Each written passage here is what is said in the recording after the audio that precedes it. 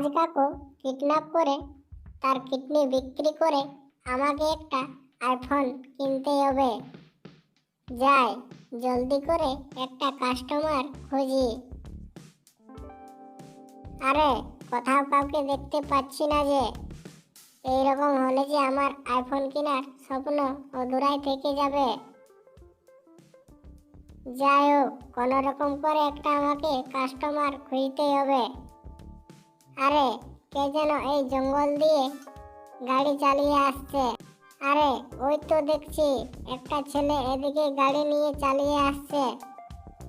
যাই হোক, এই ছেলেটাকে আর হাতছাড়া করা যাবে না।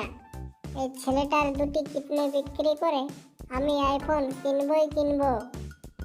যাই জলদি করে ছেলেটিকে ধরি।